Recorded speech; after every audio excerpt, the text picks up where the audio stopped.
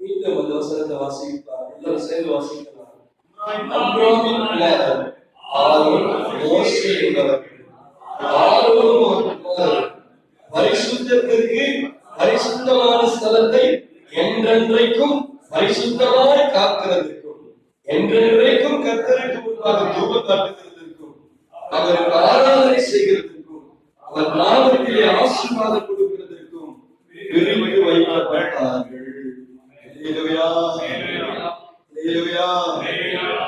வசனத்தை நான் வாசிக்கிற பொழுது என் இருதயத்தில் ஒரு பெரிய கேள்வி எழுப்பினது. அவன் ஆரோனும் அவனுடைய குமாரர்களும் பிரிக்கப்படுகிறார்கள். எதற்காய் பிரிக்கப்படுகிறார்கள் என்று பார்க்கிற பொழுது பரிசுத்தத்திற்கு பரிசுத்த ஸ்தலத்தை என்றென்றைக்கும் பரிசுத்தமாய் காக்கிறதற்கு. இப்ப சொல்லலாமா?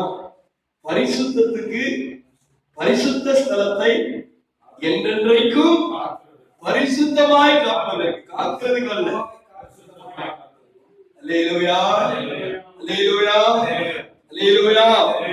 இன்னைக்கு கொஞ்சம் நிதானமாவே நம்ம தியானிக்கலாம். இந்த கோகாத்தின் புத்திரர், லேவியின் புத்திரர்கள் 3 பேர். ஆமென். யாராவது சொல்ல முடியுங்களா? லேவியின் புத்திரர்கள் 3 பேர். ஆமென். Gershon, Kohath, Merari. ஆமென். அல்லேலூயா. Gershon, Merari. ஆமென். Gershon, Kohath, Merari. அல்லேலூயா. 3 லேவிக்கு 3 பிள்ளைகள். அந்த 3 பிள்ளைகள், இந்த 3 லேவி கோத்திரத்தை முழுவதும் கர்த்தருடைய ஆசாரிய வேலைக்காக கர்த்தர் தெரிந்து கொண்டார். ஆனா அதிலும் கோகாத்தினுடைய சன்னதியில, அதாவது லேவி கோத்திரத்துல 2வது மகன் தான் யாரு? கோகாத். கோகாத்தினுடைய மூத்த மகன் அதுதான் கோகாத்தினுடைய பேரன். எத்தனை பேர் ஆமென் சொல்ல போறீங்க? கோகாத்தினுடைய பேரன் தான் யாரு? ஆரோன். அல்லேலூயா. கரங்களை வைத்து ஆமென் சொல்லுங்க பார்க்கலாம். அல்லேலூயா. இந்த கோகாத்தினுடைய பேரனாகிய ஆரோனும் மோசேவும் ஒரு தரத்தினுடைய வீட்டு பிள்ளைங்க. ஆனா கூட மோசேவுடைய பிள்ளைகள் எல்லாம் ஆரோனுடைய பிள்ளைகளோட சேர்க்கல. நல்லா கவனிக்கணும். மோசேவுடைய பிள்ளைங்க, ஆண்டவர் மோசேவை தான் முதல்ல அழைக்கிறாரு. ஆண்டவர் மோசேவை தான் இஸ்ரவேல் ஜனங்களை வழிநடத்துறதுக்கு கொண்டு போறாரு. அவனை கொண்டுதான் அற்புதங்களை அடையாளங்களை கர்த்தர் செய்கிறாரு. ஆண்டவர் மோசேவை கொண்டு ஒரு சிநேகிதனோடு பேசுகிறது போல கர்த்தர் மோசேவோடு கூட பேசினார் என்று சொல்லப்பட்டிருக்கிறது. ஆமென். அல்லேலூயா. அப்படி இருந்தும் மோசேவுடைய பிள்ளைகளை ஆரோனுடைய பிள்ளைகளோடு அவர்கள் சேர்க்கவில்லை. எத்தனை பேருக்கு இருக்கிறீங்க? கரங்களை உயர்த்தி ஆமென் என்று சொல்லுவாங்க. அல்லேலூயா. மோசேவுடைய பிள்ளைகளை தேவ பிரசன்னத்தை உணர முடிகிறது. எத்தனை பேருக்கு எல்லாம் பரிசுத்தவான்கள் உட்கார்ந்து இருக்கிறதில்ல? இந்த வார்த்தைகளை கேட்கிற பொழுது தேவ பிரசன்னம் இறங்குகிறதை என்னால் உணர முடிகிறது. அல்லேலூயா. Glory to Jesus. ஆமென். அல்லேலூயா. அப்படியானால் மோசேவுடைய பிள்ளைகள் கூட ஆரோனுடைய அந்த அழைப்புக்குள்ளே, ஆரோனுடைய வம்சத்தினுடைய அழைப்புக்குள்ளே மோசேயின் பிள்ளைகளால் கூட நிற்க முடியவில்லை. எத்தனை பேர் இருக்கிறீங்க? அல்லேலூயா. நான் இப்ப சொல்றேன், ஆரோனை எதற்காக ஆண்டவர் பிரித்தார்?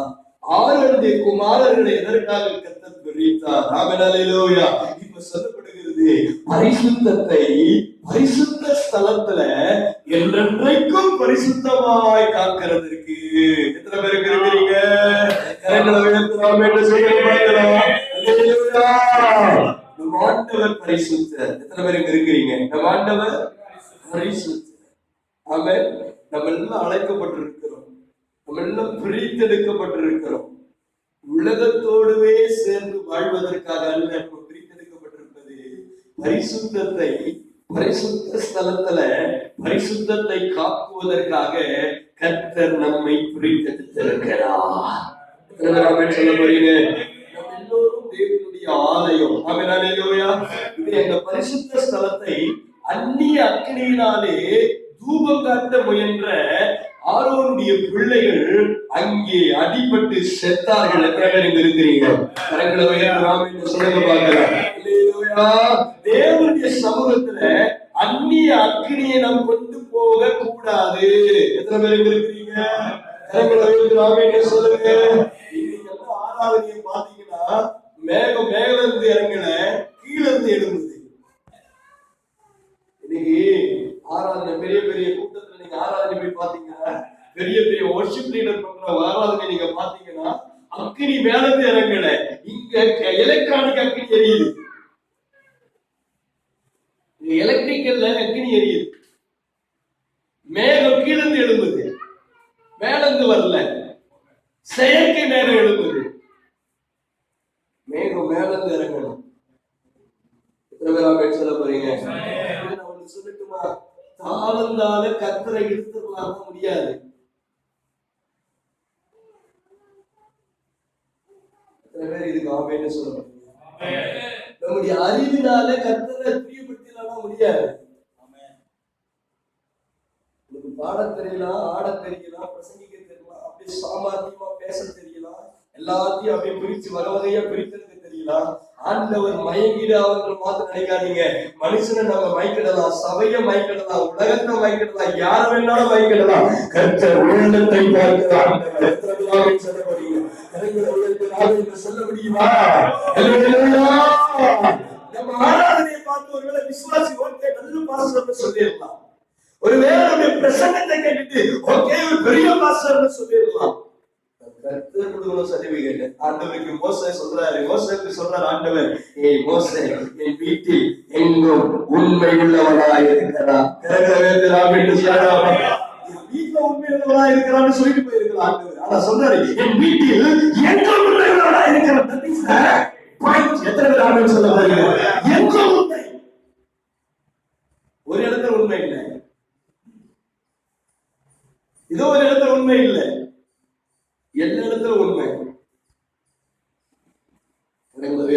சொல்ல முடியுமா? சொல்லுங்க. மோசே என் வீட்டில் எங்கும் உண்மையிலோடு இருக்கிறார். ராபர்ட் சொல்லுங்க பார்க்கலாம்.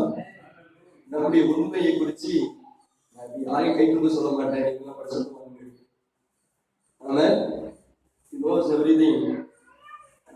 ஞாபகம் மட்டும்தான் வந்திருக்குமே தவிர உங்களை யாரும் நியாயம் இருக்குன்னா வரல. ஆமென். உங்களை யாரையும் நான் கண்டம் பண்ண வரல. நம்முடைய ஆண்டவர் பிரிச்செடுத்திருக்கிற நோக்கம் என்னன்றதை ஞாபகப்படுத்த விரும்புகிறேன்.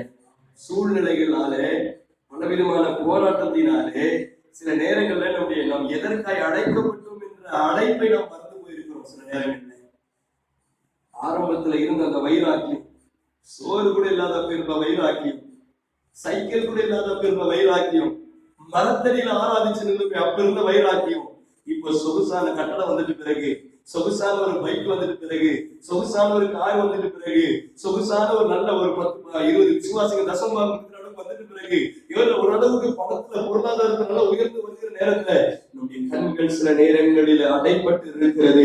சில நேரங்களில் நாம் பெருமையில சிக்கி விடுகிறோம். சில நேரத்தில் நாம் மனுஷிகமாய் திட்டமிட்டு விடுகிறோம். சில நேரங்கள்ல மாம்ச வழியில நாம் திட்டமிட்டு விடுகிறோம். மனிதர்களை போலவே நாம் யோசித்து விடுகிறோம். கர்த்தர் இன்றைக்கு நம்முடைய அழைப்பை தட்டி எழுப்ப விரும்புகிறா.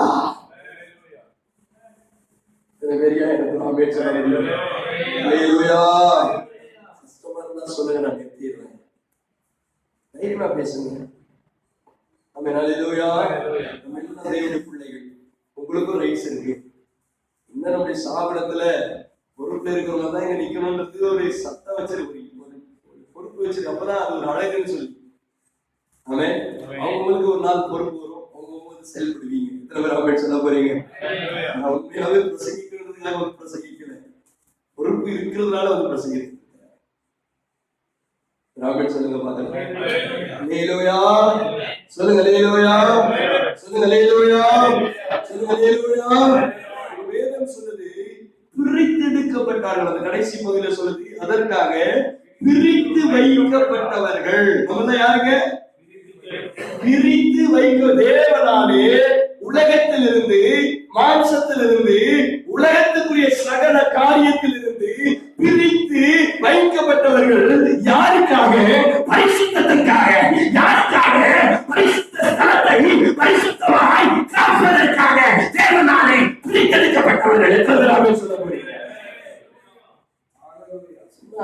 இல்ல, பாடுறதுக்கு இல்ல, வெறும் பிரசங்கம் பண்றதுக்கு இல்ல, பரிசுத்தத்தை பரிசுத்த ஸ்தலத்துல பரிசுத்தமாய் காப்பதற்காக நான் பிரித்தெடுக்கப்பட்டிருக்கிறேன்.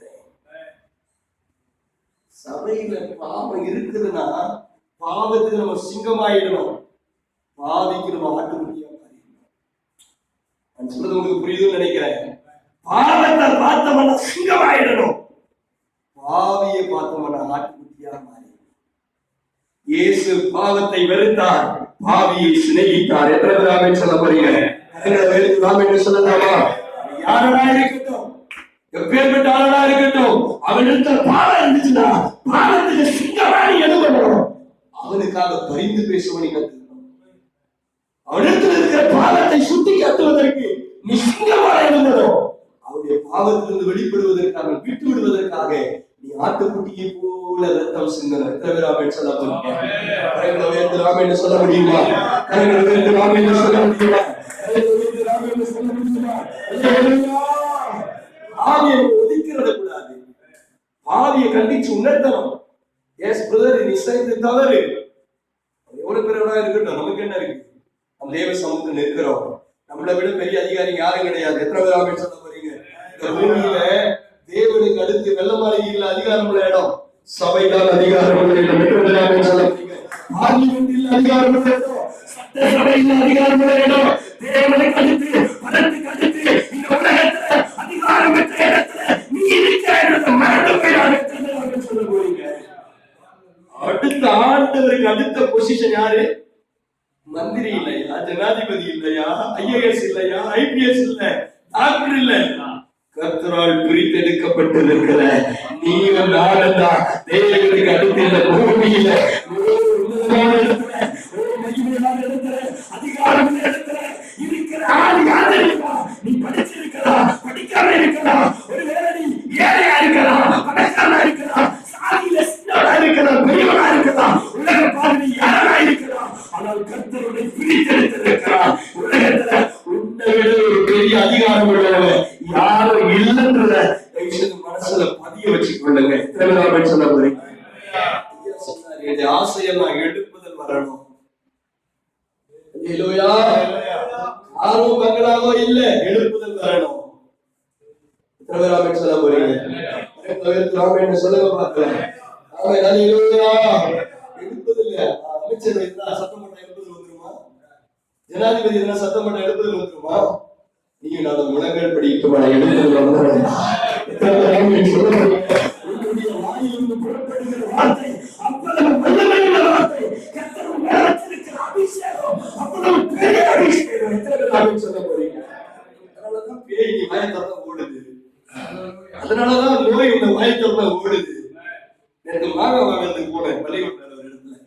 ஒரு ஓவர்ஷிப் முடிச்சுட்டு போயிட்டு உயிரான அந்த ஓவர்ஷிப் முடிச்சுட்டு போனேன்.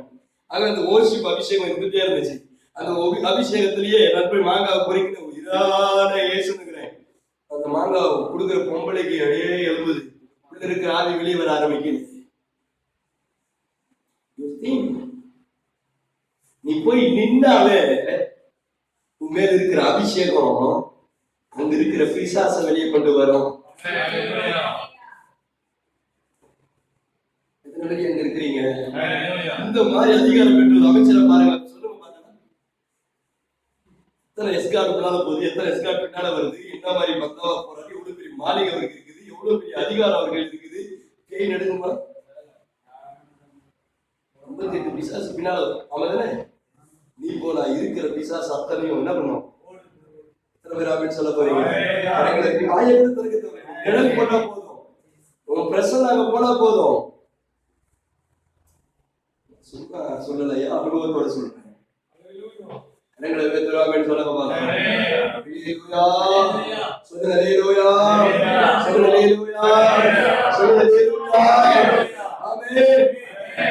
ஆண்டவர் நம்மள பிரிச்செடுத்து வச்சிருக்கிறார். நம்ம நினைச்சிட்டு இருக்கோம், ஐயோ இன்னைக்கு வேலைக்கு சோறுக்கு இல்ல, 2 நாள் பட்னியா தான் இருக்கலாம், என்னதான் ஆயிடும். இயேசுக்காக வந்துட்டோம், பட்னியா சாக விட்டுருவாரு. சரி, அப்படிதான் ரத்த சாட்சியம் மறிக்க வேண்டிய சூழ்நிலை வந்தா செத்துதான் போலாமே. உன்னிமித்த நீ ஒரு விதை விதைக்கப்பட்டா 100 அல்லவா எழுப்போம், 1000 அல்லவா எழுப்போம். சொல்ல போறீங்க? சொல்ல முடியுமா? அல்லேலூயா. சொல்லுங்க அல்லேலூயா. சொல்லுங்க அல்லேலூயா. சொல்லுங்க அல்லேலூயா. ஊழியத்துக்கு வந்திருக்கிற தெளிவு நமக்கு இருக்கிறதா? அடுத்த மனுஷன மாதிரியே நம்ம சிந்திக்கிற சிந்தனை நமக்கு இருக்கக்கூடாது. நம்ம இடத்துல வேற யாரும் நம்மள நியாயம் இருக்கக்கூடாது. ஒருத்தரும் நம்மளுக்கு நேரம் கையை நீட்டக்கூடாது. அந்த அளவுக்கு நம்முடைய வாழ்க்கையில பார்வை, பேச்சு, நடக்க, உட நம்ம பிரித்தெடுக்கப்பட்டவங்க. உலகத்தானே நம்மளை ஜட்ஜ் பண்ணக்கூடாது. என்ன மொழி செய்ய முடியும்? கேட்கிறேன். உங்களுக்கு தாளம் இருக்கலாம், கிருபைகள் இருக்கலாம், வரங்கள் இருக்கலாம், வல்லமை இருக்கலாம். சாட்சி இல்லாத வாழ்க்கை வாழ்வோம் போது நம்ம என்ன செய்ய முடியும் நினைக்கிறீங்க? ஆண்டவருக்காக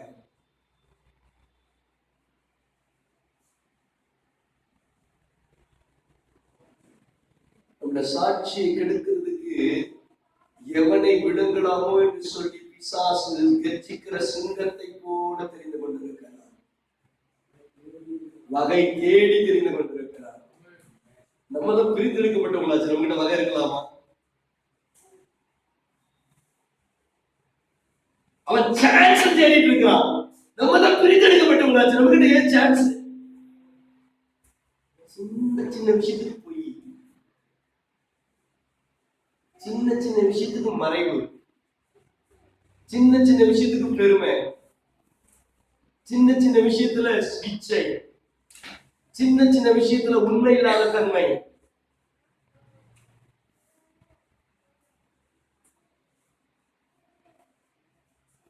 ஐயா, நாங்க யாரையும் விட்டு கொடுக்க வரல. நம்ம மாத்திரமானா எழுப்புதல் தூரத்துல இல்ல, நம்ம பக்கத்துல இருக்கு.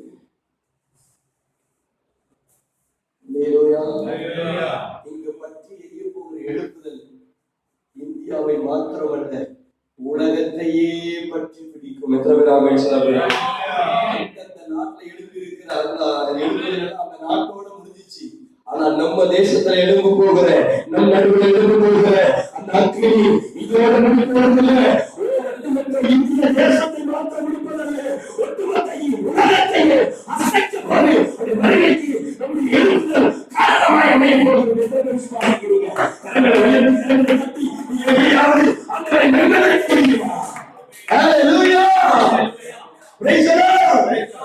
நம்முடைய தேசத்துல எழும்ப போகிற எழுப்புதல் அது அப்படியே அமைந்து போகிற எழுப்புதல் அல்ல.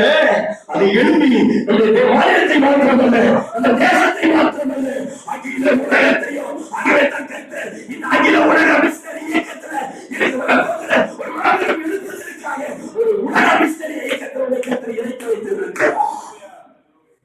இன்னைக்கு ஒரு வேளை அது சாதாரணமா தெரியலாம். இன்னைக்கு ஒரு வேளை அது உன்னால பார்க்க முடியாததா இருக்கலாம். ராமன் சொல்லுங்க பார்க்கலாம். ஹalleluya, ஹalleluya, ஹalleluya, ஹalleluya. ஒருமனப்படலாம் இன்னைக்கு. ஆமென், ஆமென். கர்த்தர் நம்மை கொண்டு செய்ய போகிற காரியம் பயங்கரமா இருக்க போகுது.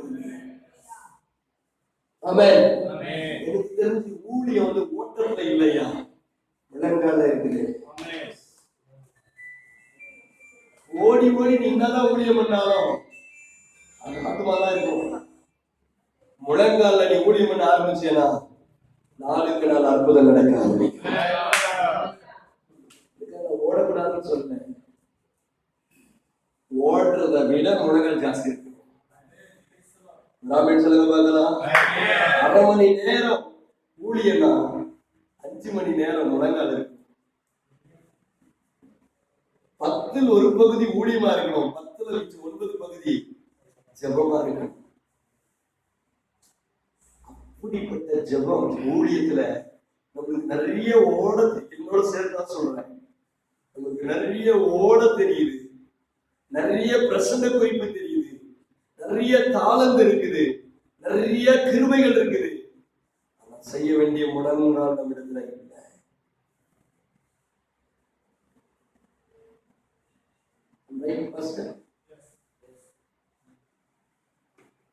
நான் சரினா நீங்களும் ஒரு ஆபரேட் சொல்லுங்க.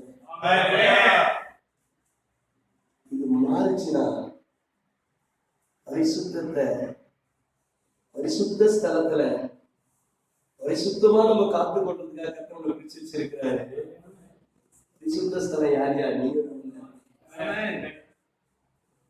நீங்க அந்த ஆலயம், இந்த சிந்தனை தானே அந்த ஆலயம், இந்த உறுப்புகள் தானே அந்த ஆலயம், இந்த ஆவி தானே அந்த ஆலயம், இந்த ஆவி ஆத்துமா சரீரத்தாலே தேவனுடைய பரிசுத்த ஸ்தலம். இதை பரிசுத்தமாய் காப்பது நம்முடைய கடமை அல்லவா?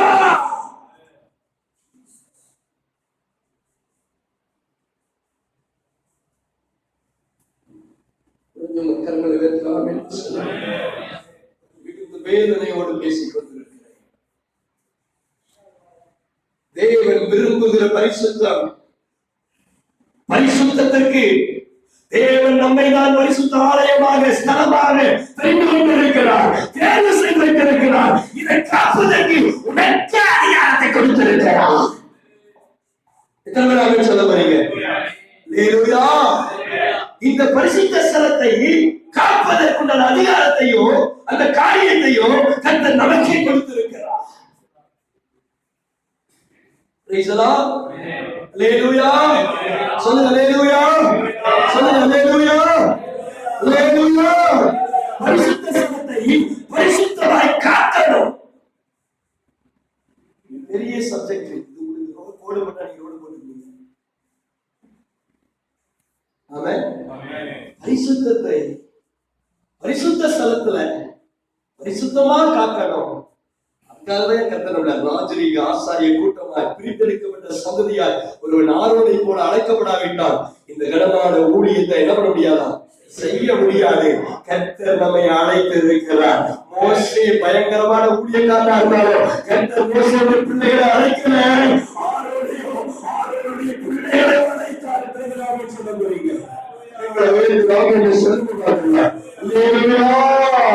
அந்த உள்ளே போய் அந்த பிரதான ஆசாரிய வேலையை செய்வதற்கு கர்த்தர் ஆரோனுடைய குடும்பத்துக்கு தான் அதிகாரத்தை வைத்திருக்கிறார். கோகாத்து பிள்ளைகள் எல்லாரும் கூட இல்லை, ஆரோனுடைய குடும்பத்தாருக்கு மாத்திரம்தான். நீங்க நல்லா புரிஞ்சுக்கணும். லேவி வம்சத்தை முழுசோக தத்தினாரு. அதுல கெர்சோனை பிரிக்கிறாரு, கோகாத்த பிரிக்கிறாரு, மெராரிய பிரிக்கிறாரு. இவங்க எல்லாமே லேவி வந்தவர்தான். ஆனா அதுலயும் அந்த கோகாத்து புத்திரத்துல எல்லாரையும் எடுக்கல, ஆரோனுடைய குமாரர்களை மாத்திரம் தெரிவித்திருக்கிறார். எதற்கு தெரியுமா? கர்த்தருடைய ஆலயத்தை பரிசுத்தமாய் காப்பதற்கு கர்த்தர் ஒரே ஒரு சந்ததியை நீங்க நானும் சொல்ல போறீங்க.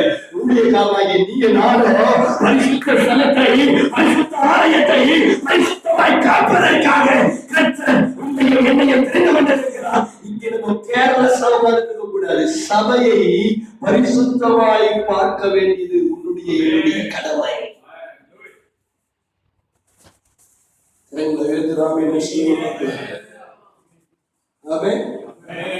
சொல்றேன், தசமபாகம் கொடுக்கிறான்னு சொல்லி எந்த மனுஷனும் பின்னாலே நீ பார்க்காத.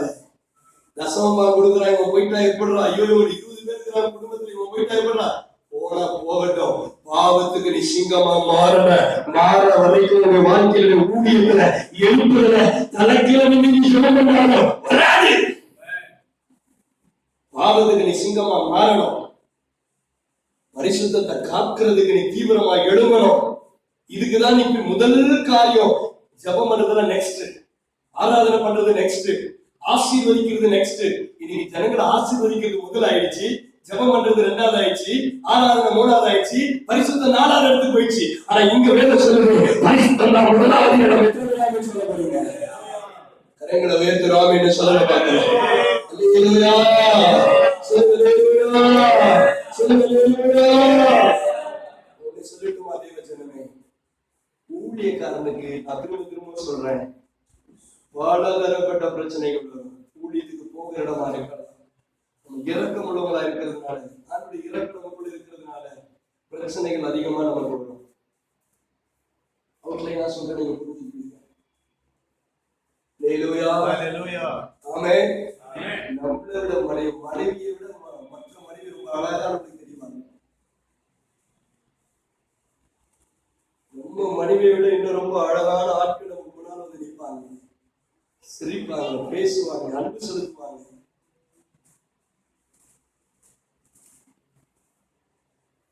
மத்த கரியா இருந்தாலும் 99 வயசு தாத்தாவா இருந்தாலும் இந்த சூழ்நிலை வந்து வரும். நீ அழகு இல்லாதவனா இருந்தாலும் ஊழியர்களுக்கு முன்னால அழகு வரும்.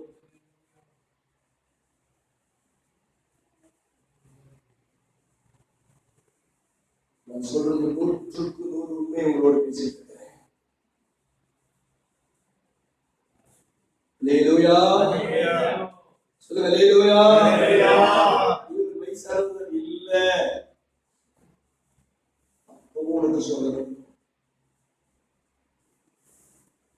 பரிசுத்தத்தை காப்பதற்காக கர்த்தரை பிரித்தெடுத்திருக்கிறார் என்கிற யோசேப்புக்கு தூரத்தில் நின்று கூப்பிடல. பாவம், கொஞ்ச காலம் தூரத்துல இருந்து கூப்பிட்டு சிக்னல் கொடுத்துருச்சு. தூரத்துல இருக்கும்போது ஓடிடலாம், பரவாயில்ல. இப்ப என்ன பண்ணிருச்சு தெரியுமா? ரொம்ப பக்கத்துல அவன் சட்டகைட்ட வந்துருச்சு, அவருடைய சரீரத்திட்ட வந்துருச்சு, அவன் கையை பிடிச்சிருச்சு. அப்பவும் அதை உருவிட்டு போறான்.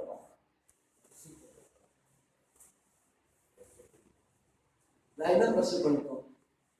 பிரச்சனை அந்த மாதிரி வந்துருச்சு. நான் என்ன பண்ண, நானும் மனுஷன் இல்ல, பரிசுத்தத்தை காப்பதற்காக கர்த்தரை பிரித்தெடுத்திருக்கிறார். கரங்களை உயர்த்துகிறார் என்று சொல்ல முடியும். அல்லேலூயா சொல்லுங்க, பரிசுத்தத்தை காப்பதற்காக என் வாழ்க்கையில வந்தது, பக்கத்துல வந்தது. தேவனா மனுஷனா? தேவனா மனுஷனா? தேவனாக அதை விட்டுட்டு நம்ம ஓடணும். இல்ல நான் பார்த்து ஜெயிச்சிருவேன், அங்கேதான் உட்காந்துருப்பேன், வக்காத மாட்டோம். மாத்திரம் கரங்களை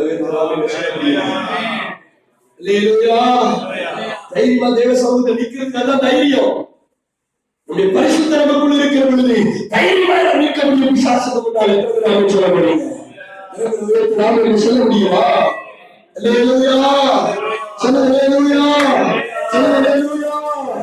சோதனைகள் வரும், மரண பரியந்தம் வரும், மரண வரைக்கும் சாகணும், மரண வரைக்கும் சகிக்கணும்.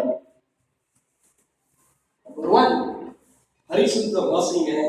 2 கொரிந்தியரின் புத்தகம் 6ஆம் அதிகாரம். சில வசனம் எல்லாருக்கும் தெரிஞ்சிருக்கு, அப்படியே வாசினாவே உங்களுக்கு புரிஞ்சிடும். நம்ம ஊழியக்காரராய் தெரிந்து கொள்ளப்பட்டிருக்கிறோம். 2 கொரிந்தியர் 3ஆம் அதிகாரம், 6ஆம் அதிகாரம் 3 வசனத்திலிருந்து வாசிங்க. இந்த ஊழியம் குற்றப்படாதபடிக்கு ஆமென். நாங்கள் யாதொன்றிலும் இடரல் உண்டாக்காமல் எல்லா விதத்தினாலேயும் எங்களை தேவ ஊழியக்காரராக விளங்கிக் கொள்கிறோம். மிகுந்த பொறுமையிலும் உபத்திரவங்களிலும் நெருக்கங்களிலும் இடுக்கண்களிலும். சரி, 3ஆவது வசனம் திரும்பி வாசிங்கய்யா. இந்த ஊழியம் உன்னுடைய கையில கர்த்தர் கொடுத்திருக்கிற இந்த ஊழியம் உன்னை நம்பி கர்த்தர் என்ன படிச்சு வந்த அரசாங்கம் உன்னை நம்பி எல்லாம் வேலை கொடுத்துச்சா? இல்ல உங்க கம்யூனிட்டி ஜனங்க எல்லாம் நம்பி உன்னை வேலை கொடுத்தாங்களா? எத்தனை பேர் இருக்கிறீங்க? ஐயா உட்கார்ந்து இருக்கிறாரு, டபுள் டிகிரி பிஜி டிகிரி முடிச்சு உட்கார்ந்து இருக்கிறாரு. அவங்க அப்பா ஒரு தலைமை ஆசிரியர். உலக அவரை ஏற்றுக்கல, அரசாங்கம் அவரை ஏற்றுக்கல, ஆண்டவரை நம்பி இந்த ஊழியத்தை கொடுத்திருக்கிறாரு. சொல்லலாமா? டபுள் டிகிரி முடிச்சு உட்கார்ந்து இருக்காரோ, படிக்காதே நமக்கே கத்த ஊழியத்துக்கு சொல்கிறாரு. இந்த பக்கம் பார்த்தா படிச்சதுங்க, இந்த பக்கம் பார்த்தா மாடு வைக்கிறதுல லாக்கிலாதாருங்க. நம்ம அப்படி அனுப்புற அப்படி அபிஷேகத்தை நம்மை கனமான ஊழியத்திற்கு அழைத்திருக்கிறாரு. அவருக்கு இவரை நீங்க உட்கார்ந்து இல்லை. சொல்லுங்க பாக்கலாம். அல்லேலூயா. ஒருவேளை ஒரு அரசாங்க அதிகாரியா இருந்தா அவருக்கு உட்கார்ந்திருக்க முடியுமா? அவர் மேல இருக்கிற அபிஷேகம், உன் மேல இருக்கிற அபிஷேகம் இவருக்காக வச்சிருக்கிறாரையா? உன்னை நம்பி ஊழியத்தை கொடுத்திருக்கிறாரே, இந்த ஊழியம் குற்றச்சாட்டு வராதபடி சொல்ல முடியுமா? இந்த ஊழிய வாசிங்க. இந்த ஊழியம் குற்றம் வராதபடி நாங்கள் யாதொன்றிலும் இடரல் உண்டாக்காமல் எவ்விதத்திலேயும் சொல்லப்படுங்க குறைவோ பிரச்சனையோ கண்ணீரோ அவமானமோ துக்கமோ பாடுகளோ எது வந்தாலும் சரி எவ்விதத்திலேயோ எங்களை ஊழியக்காரர்களாக விளங்க பண்ணுகிறோம்.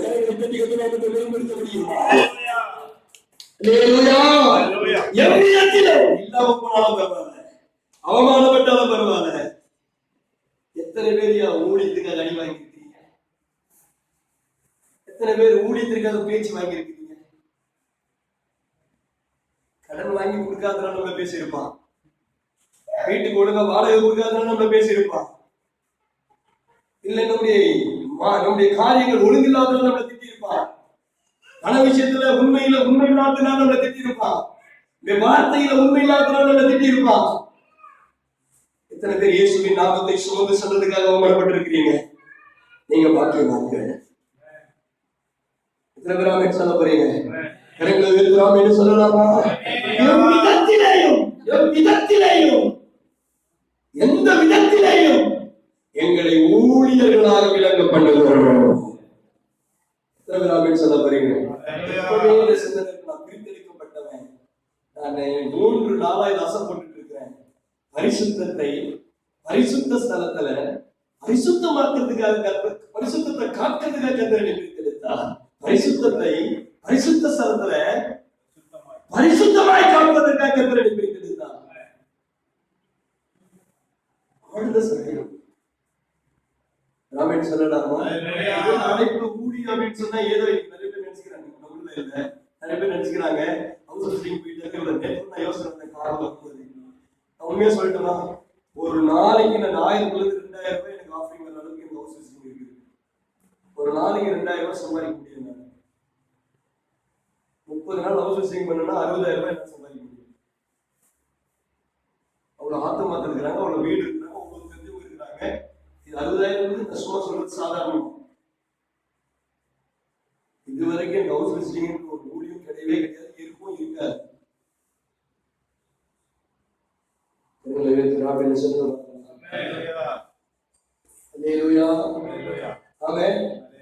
எல்லாரும் விசிட் பண்ண வந்தா நீங்க ரூபா கொடுக்க மாட்டீங்களா? 10 பேர் ஒரு நாள் விசாரிச்சுனாக்க எனக்கு 1000 வராது.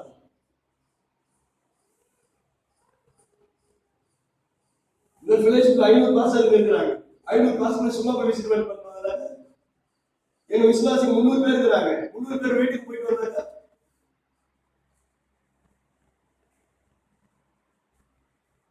பிழைப்புக்கு அல்ல நம்ம வந்திருப்பது ஊழியத்திற்கு, அழைப்புக்கு நம்ம தேவனுடைய ஊழியக்காரர்களாக மாறி இருக்கிறோம். புரிஞ்சுங்க? கரங்களை வைத்து ராமன் சொல்லுங்க பாருங்க. நாம் பிழைக்கவல்ல ஊழியத்துக்கு சாக வந்திருக்கிறோம். ராமன் சொல்லுங்க. அல்லேலூயா. பிழைக்கணும்னு சொன்னா எத்தனையோ வேலை இருக்கு உலகத்துல, நம்மளால செய்ய முடியாது. ஆமென். அல்லேலூயா. அல்லேலூயா. எல்லாம் எரிஞ்சு தூக்கி போட்டு இங்க வந்திருக்கிற நோக்கம் தேவனுடைய ஊழியத்தை அழைப்பை ஏற்று நம்ம வந்திருக்கோம். எத்தனை பேர் ஆமென் சொல்ல போறீங்க? ஆமென் சொல்லலாமா? அல்லேலூயா. சொல்லுங்க அல்லேலூயா. சொல்லுங்க அல்லேலூயா. சொல்லுங்க அல்லேலூயா. ஆமென். வேதம் சொல்லுது, வாசிங்க, அடுத்து வாசிங்க. இந்த ஊழியம் நீ விளங்கப்பட்டதோ மிகுந்த பொறுமையிலோ உபத்திரவங்களிலேயோ நெருக்கங்களிலேயோ இடுக்கங்களிலேயோ அடிகளிலேயோ காவல்களிலேயோ கலகங்களிலோ பிரயாசங்களிலோ கற்பிடிப்புகளிலோ உபவாசங்களிலோ கற்பிலும் அறிவிலும் நீடிய சாந்தத்திலும் சொல்லிக்கிட்டே இருக்கு. இதெல்லாம் நம்ம விளக்கம் பண்ணணும். ஊழியக்காரன் அட்டவணை கொடுத்துருக்குது, எதுல எல்லாம் நம்ம ஊழியக்காரர்கள் விளங்கும். இங்க சொல்லிருக்கிற அட்டவணை. எத்தனை பேர் ஆமென் சொல்ல போறீங்க? பொறுமைக்கு பதிலாக நீங்க எல்லாருக்கும் பெருமை தான் ஜாஸ்தி ஆகிடுவாங்க. 50 விசுவாசம் வந்தது, காலர் எல்லாம் மேல போயிடுது. ரெவரண்ட் ஆயிட்டாரு. ஒரு பாஸ்டர் சொன்னாரு, ஐயோ இவன் சர்ச்சில் இப்போ 50 பேருக்கு ஐயோ நான் ரெவரண்ட் ஆயிட்டுக்கிறேன். எப்போ 50 பேர் ஒரு பேர் ஆயிட்டாரா? ரெவரண்ட் ஆயிட்டு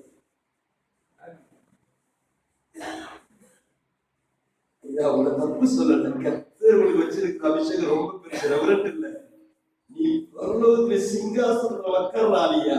இது என்ன கொஸ்டின்? ஜெயம் கொள்கிறவன் எவனும் என்னோடு கூட என் சிங்காசனத்தில் உட்காரும்படி அருள் செய்கிறவன் சொல்லியிருக்கிறாரு. நீ இயேசுவுக்கு அடுத்த இடம் உனக்குதான், நமக்குதான். நிறையா இருக்கு. எத்தனை சொல்ல போறீங்க?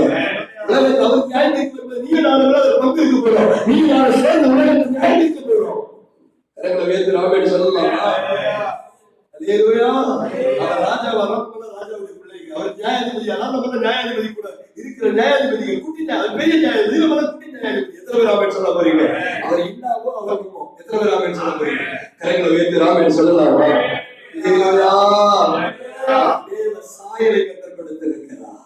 அவர் என்னவோ அதுதான் நம்ம. அவருக்கு சிங்காசனம், நமக்கு சிங்காசனம். அவர் ஜெயம் கொண்டார், நம்ம ஜெயம் கொடுக்க போறோம். நமக்கு அவருக்கு சிங்காசனம், இப்ப நமக்கு சிங்காசனம். எத்தனை ராமன் சொல்ல போறீங்க? யாரு கூட அவருக்கு இப்ப உட்கார முடியும். அதனாலதான் வேறுபாடு உட்கார்ந்து இருக்கிறோம். படிச்சவங்க படிக்காதவங்க எல்லாமே ஏன் கேட்டா அபிஷேகம் எல்லாரும் ஒண்ணா. ராமன் சொல்லுவாங்க. பெரிய தேவ மனுஷங்களா என் சின்ன பையன் பேசுறது கேட்டுக்கிறீங்க. இதுக்கெல்லாம் என்ன காரணம்? அபிஷேகம். ராமன் சொல்லலாமா?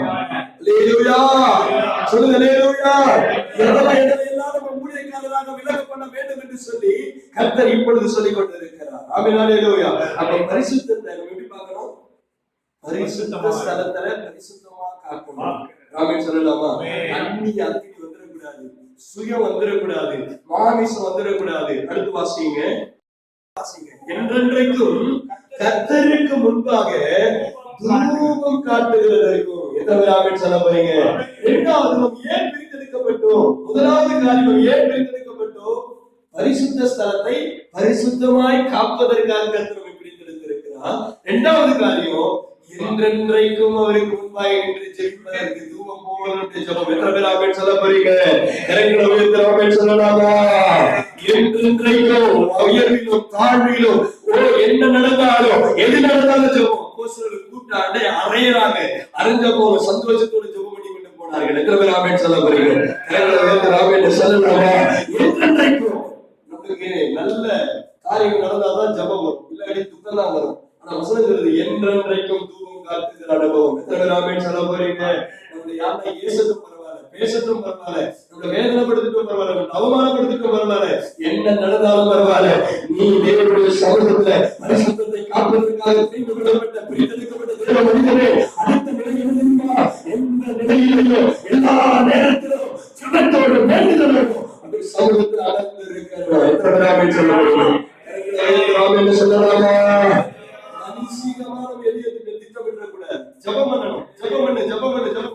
ஆவியானவர் நமக்கு காரியங்களை வெளிப்படுத்துவார். எத்தனை பேர் ஆமென் சொல்ல போறீங்க?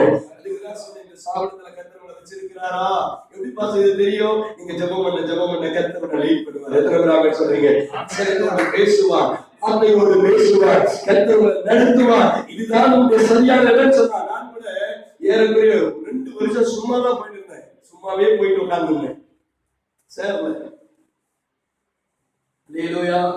என் மனைவி சொல்றாங்க பின்னால, நீ ஆண்டவர் உன்னையே ஒரு சாபன தலைவர் ஆக்க போறாரு, கர்த்தர் எனக்கு தரிசனத்தை கொடுத்து வச்சிருக்கிறாரு, நீங்க ஏங்க போயிட்டு ஒரு சாபனத்தை காயம் பண்றீங்க?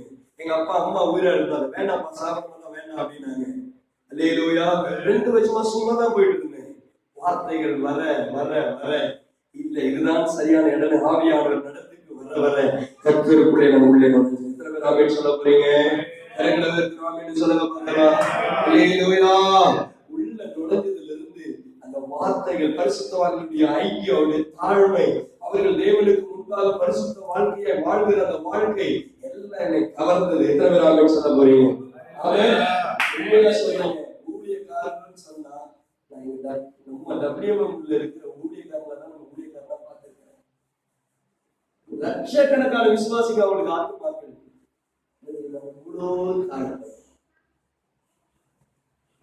நீங்க 500 பேர் இருந்தா ஐயாவை என்ன பண்ணணும்? நிச்சயம் போட்டுருங்க. அதெல்லாம் நல்லதுதான். 500 பேர் தான் அப்பாயின்மெண்ட் எல்லாம் போக பார்க்க முடியாது.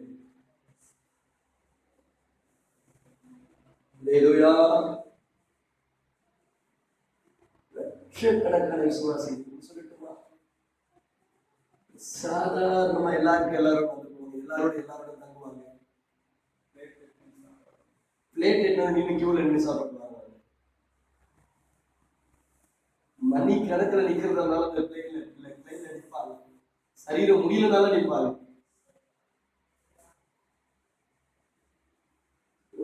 நம்மதான் மாதிரி அப்படின்னு சொல்றாங்க. பெரு தேசத்துக்கு பாஸ்டர் போயிருந்தாங்க. இவங்க கியூல இவங்க உள்ள போய் உட்கார்ந்து பாஸ்டர் போய் இதுல ரெஸ்ட் வெயிட்டிங் ஹால்ல உட்காருங்கன்னு சொல்லி எவ்வளோ பெரிய தேவ மனுஷன் சர்ச். அவருக்கு உடனுடைய மாத்திரம் 3000 பேர். அவருக்கு உடனுடைய மாத்திரம் எவ்வளவு யோசிச்சு பாருங்க. அப்படி எவ்வளவு பெரிய சபையா இருக்கு, எவ்வளவு பெரிய ஊழியமா இருக்கு. உடன் ஊழியர்கள் மாத்திரம் 3000 பேர். சின்ன சின்ன சர்ச்சுன்னு சொன்னா அது 1000 பேருக்கு மேல இருக்கிற சர்ச். அவர் நடத்துற சர்ச்சு 50,000 பேர் ஒரே நேரத்தில் உட்கார்ந்து பெரிய ஆடிட்டோரியம் ஹால் புதுசா கூட கட்டினாங்க. நல்லா இருக்கு, நல்லா இருக்கு வசதி. 58 radio channel, 32 TV channel, 70 cinema theatre ஊழியத்துக்காக வாங்கி இருக்கிறாங்க.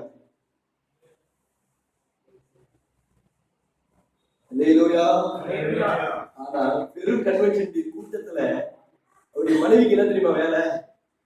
உங்களுக்கு சொல்லியிருக்கிறேன். அந்த டெம்பரரி பாத்ரூம் வைக்கிறாங்க இல்லையா, இந்த மேல இருக்கிற பரிசுத்தவான்கள் போயிருவாங்க பாத்ரூம். அந்த பாத்ரூமை கிளீன் பண்ற இன்சார்ஜ் அந்த பாஸ்டர் வேலை.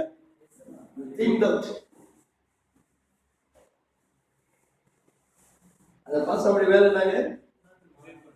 எத்தனை லட்சத்துக்கு தாய் அவங்க? அந்த பெரு தேசத்துடைய தந்தை என்று அவர் அழைக்கப்பட்டார். காந்தியடிகள் எப்படி தேச தந்தை என்று அழைக்கப்பட்டார்களோ அந்த மாதிரி பெரு தேசத்துல தந்தை என்று அழைக்கப்படுகிற அளவுக்கு ஒரு உயரிய ஊழியம். இன்னைக்கு அந்த நாட்டுடைய துணை ஜனாதிபதி சர்ச்சுடைய மெம்பர், அந்த நாட்டில் இருக்கிற அநேக பார்லிமெண்ட் உறுப்பினர்கள் அந்த சர்ச்சுடைய மெம்பர், அநேக மந்திரிமார்கள் அந்த சர்ச்சுடைய மெம்பர். முப்படை தளபதிகளும் வந்து கன்வென்ஷன் அன்னைக்கு முப்படை தளபதிகளும் அவங்களுடைய கூட்டத்தோடு வந்து செவிப்பட்டு போவாங்க. அந்த மேடையை ஜனாதிபதி வந்தாலும் பரிசுத்தவான்களுக்கு முன்னாடி உட்கார முடியாது, அவங்களுக்கு ஆப்போசிட்ல தான் உட்கார முடியும்.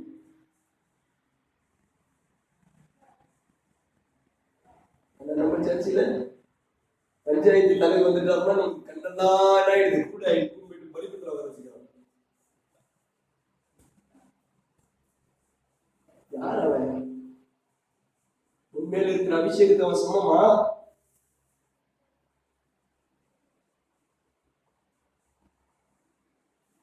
நீ விசேஷித்தமானவர். உனக்கு யூக்களை அந்த உலகத்துல ஒரு குணம் கிடையாது. ஊழி இருக்குதோ இல்லையோ, 2வது உன்னை குறிச்சு நீ பெருசா முதல் நினை. ஊழிய வளரும். சொல்ல முடியுமா? 2வது காரியம் என்றென்றைக்கும் என்ன பண்ணுமா? என்றென்றைக்கும் எப்பவும் அதான் அங்க சொல்றாரு, எல்லாவற்றுக்காகவும் ஸ்தோத்திரத்தோடு விண்ணப்பத்தோடும் ஜெபம் பண்ணுங்க, வேண்டுதல் செய்யுங்க. எத்தனை பேர் ஆமென் சொல்ல போறீங்க? ஆமென் சொல்ல பார்க்கலாம். ஹalleluya. 3வது காரியம் இதுக்கப்புறம் சொல்லணும் அவசியம் இல்லை. 3வது காரியத்தை வாசிங்க. அவருக்கு ஆராதனை செய்கிறது இருக்கும். ஆராதனைனா அவரை உயர்த்துறது. ஆராதனை என்னங்க? ஆராதனை இன்னான்னு தெரியாம, ஆராதனை பாட்டு கூட இன்னான்னு தெரியாம இன்னும் ஊழியக்காரங்க ஆராதனை பண்ணிக்கிறாங்க. எல்லாம் புரிஞ்சுக்கணும். ஆராதனை என்னங்க? அவரை மகிமைப்படுத்துறது தான் ஆராதனை. அவரை மேன்மைப்படுத்துறது, அவரை உயர்த்துறது, அவரை பிரைஸ் பண்றது, அவருடைய நாமத்தை கீர்த்தனை பண்றது, இதுதான் ஆராதனை. அல்லேலூயா. கலங்காதே ஆராதனை.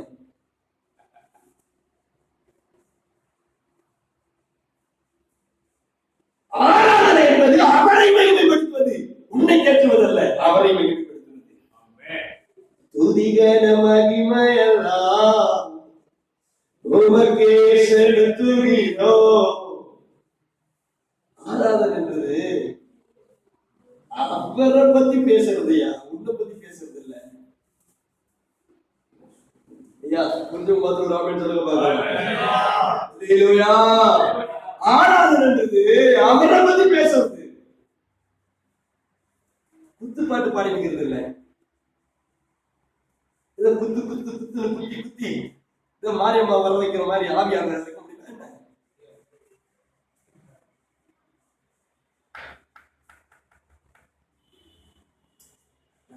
எடுப்பதை பார்க்க தப்பு சொல்லல, உற்சாகமா பார்க்க தப்பு சொல்ல. ஆராதனை என்பது உள்ளத்திலிருந்து வருவது.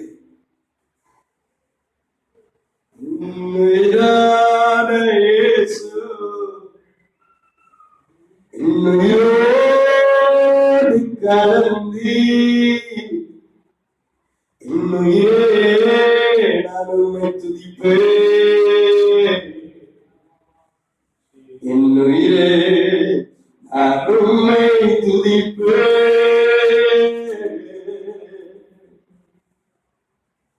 உலகமெல்லாம் மறைக்குதையா உணர்வெல்லாம் இனிக்குதையா உண்டாகும் துதிக்கையிலே இயேசுயா உம்மை ருசிக்கையிலே என்னுயிராய் என்னுயிராய் உயிரானே உயிரானே இயேசு, என்னுயிரானே இயேசு, என்னுயிரோடு கலந்தி என்னுயிரே நான் உம்மை துதிப்பேன், என்னுயிரே நான் உம்மை துதிப்பேன். அவரை உயர்த்தி பாடுறதை கண்ட கண்ட பாட்டு பாடுறது இல்ல, சோக பாட்டுங்கள இல்ல நம்ம கதைங்கள, அந்த கதையை இந்த கதையை பேசுறதுல ஆராதனை. ருத்தமா ருத்தமா மியூசிக் நல்லா இருக்குது, ருத்தமா ருத்தமா எங்க போற ருத்தமா இதுவா ஆராதனை. என்ன பாட்டு பாடுறது தெரியாம ஊழியக்காரன் பாடிட்டு இருக்கிறாயா? What is worship?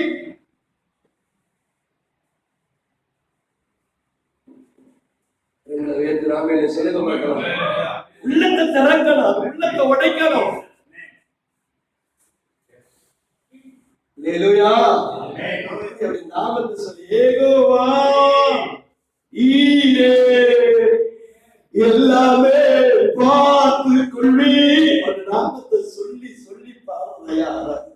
பாட்டு வேற, ஆராதனை வேற. பாட்டு நீ எதெல்லாம் பாடி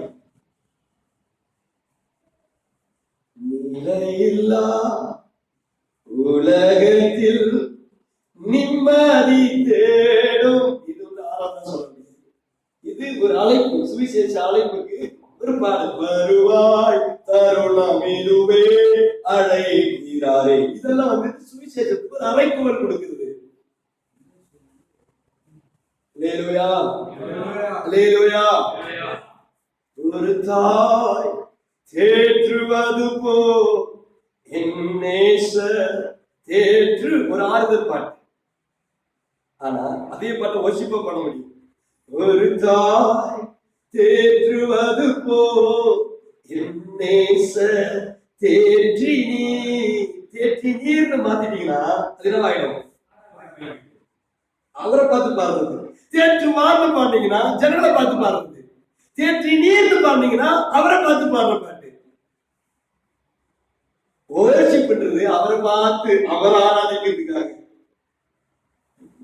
ஐயா சாரி, நான் யாரும் டிஸ்டர்ப் பண்ணல. இப்படி ஆராதனை உறவைகள் மாறு. நம்ம தேவ பிரசன்ன அளவில்லாம இறங்க ஆரம்பிக்கும். ஆராதனை சொல்லி அடி அடி அடி அடிச்சு நொறுக்கி ஜனங்களை அப்படியே உற்சாகப்படுத்திட்டு, நல்லது உற்சாகப்படுத்தணும், நாங்கள் அப்படித்தான் பண்றோம். ஆனா ஆராதனை வரும்போது எல்லாத்தையும் நிறுத்து, உள்ளதை திறக்க சொன்னேன்.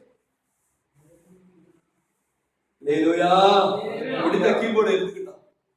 இந்த அடிக்கடி எல்லாம் நிறுத்து, உணர்வெல்லாம் நிறுத்தி உள்ளத்தை திறந்து ஆண்டவரை நோக்கி பார்க்கிறதா சொல்லுங்க பார்க்கலாம். அனுபவத்துக்கு போன அல்லேலூயா. உம்மை உயர்த்தி உயர்த்தி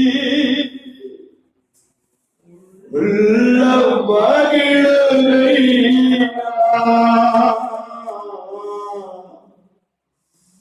உம்மை நோக்கி பார்த்து இதயம் துள்ளுதையா. அல்லேலூயா. ஜனங்கள் இருதயம் உடைக்கப்பட்ட ஆண்டவர் ஆராதிக்கும் தேவ பிரசன்னம் அவங்க இருதயத்தை நிரப்பையா.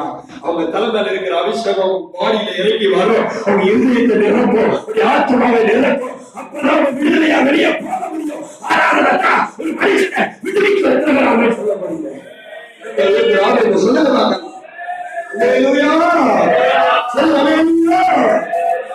உற்சாகம் இருக்கணும், நல்ல கையை தட்டணும், நல்ல ஆராதிக்கணும், நல்ல அதெல்லாம் ஓகே தான்.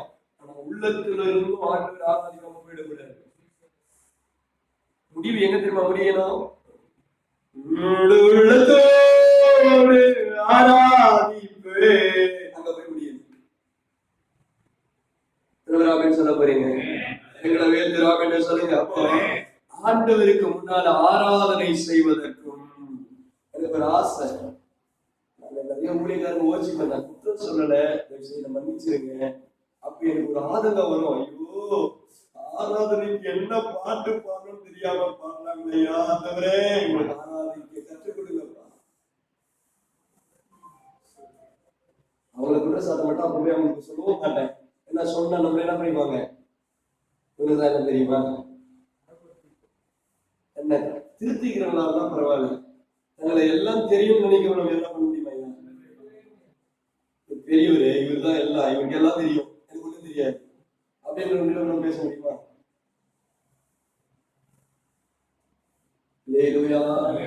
சில போதகர்கள் இருக்கிறாங்க, வயசு முதிர்ந்தவரா இருந்தாலும் அப்படியே பாஸ்டர், ஓகே பாஸ்டர், அப்படியே பாஸ்டர், ஓகே பாஸ்டர், அப்படியே பாஸ்டர், ஓகே பாஸ்டர். அது ஆண்டவர் விரும்புகிறார் இல்லையா? அப்படின்னு சொல்லுங்க பார்க்கலாம். தேவனோடு கூட முகமுகமா பேசுறான். செங்கடலே கலக்குது, யோர்தான் பிரியுது, கண்மலையில தண்ணீர் கொட்டுது, வானத்துல மண்ணா இறங்குது, காளைகள் இறங்குது, அற்புதங்கள் நடக்குது, யுத்தங்கள் ஜெயிக்குது. மாமனார் வந்து சொல்றேன், ஏன் பசங்க செய்து சரியில்லையா, 100 கொண்டு 10 கொண்டு 50 கொண்டு 1000 கொண்டு ஒரு தலைமை ஏற்படுத்தணும். உடனே கீழ்படுத்தான். ஹலோ, ஆலோசனை இல்லாத இடத்துல ஜனங்கள் சீர்கெட்டு போவார்கள். அநேக ஆலோசனைக்காரர்கள் இருக்கிற இடத்துல என்ன இருக்குமா? சுகம் உண்டாகும். அநேக ஆலோசனை கர்த்தர்கள் இருக்கிற பொழுது சுகம் உண்டாகும். சபையில நிறைய ஆலோசனைக்காரர்கள் இருக்கணும். நீ ஊழியக்காரன் உண்மைதான், ஆனா உனக்கு ஆலோசனை சொல்றதுக்கு ஆட்கள் இருக்கணும். ராஜாவுக்கு எதுக்கு மந்திரி? முதலமைச்சர் ஆட்சி செய்ய முடியாது. ஏன் மந்திரி சபை? ஆலோசனை கொடுக்கிறதுக்கு. எத்தனை பேருக்கு இருக்கிறீங்க? எனக்கு வேந்திராவின்னு சொல்லுங்க பார்க்கலாம். சொல்லுங்க அல்லேலூயா. ஆராதிக்க எப்பவுமே ஆண்டவரை ஆராதிக்கிறாங்க. அடுத்து கடைசியா வாசிக்க முடிக்கிறேன்.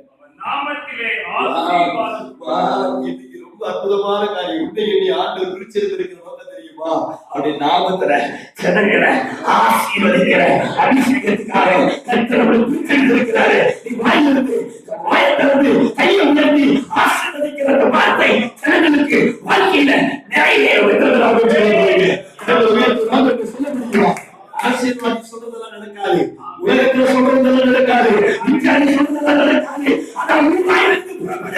வார்த்தை ஆசீர்வாதமான வார்த்தை ஜனங்களுடைய வாழ்க்கையில சபையில நடக்கும். எழுப்புதல் வேணும்னு சொல்லி ஆசீர்வதிக்கிறியா? எழுப்புதல் வேணும் சொல்லி ஆசீர்வதிக்கிறியா? நீ வாயை தந்து ஆசீர்வதிக்கிறாயோ, அந்த வார்த்தைக்கு அலங்காரத்தை கொடுப்பார். உன்னுடைய வாயிலிருந்து பிரிக்கப்பட்டு உன்னை பிரித்தெடுத்த நோக்கமே ஜனங்களை ஆசீர்வதிப்பதற்காக. எத்தனை பேர் சொல்ல சபிச்சுதான் ஐயா சொல்றாரு, நான் 3 நாள் ஒரு வாரம் 40 நாள் உபவாசம் செத்து போயிட்டான். சாகடிக்க அவனை தெரிஞ்சுக்கிட்டாரு. செத்து கொண்டிருக்கிறவனை ஆசீர்வதிக்க அவனை தெரிந்து கொண்டாரு. செத்து போனவனை உயிரோடு எழுப்புறதுக்கு அவனை தெரிஞ்சுக்கிட்டாரு. ரொம்ப பிரச்சனை பண்ணுதா? ஜெபம் பண்ணா போட்டா ஆண்டு போடுறதா? ஜெபத்தை மாத்து. ஆவிக்காக நீ ஆட்டுக்குட்டி ஆகணும், பாவத்துக்கு நீ சிங்கமாகணும்.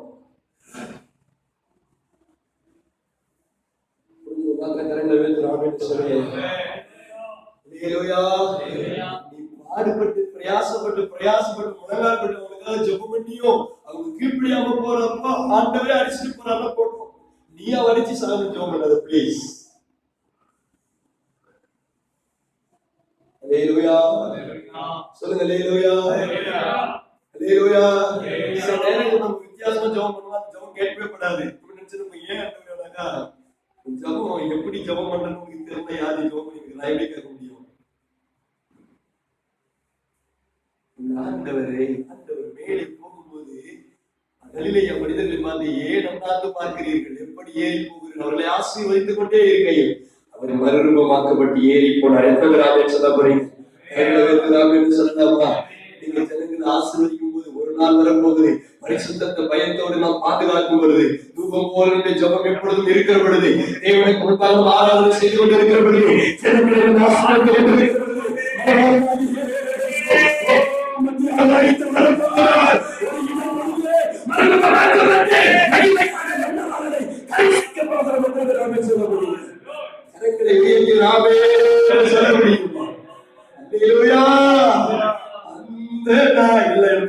அந்த நாளும் நெருங்கிடுதே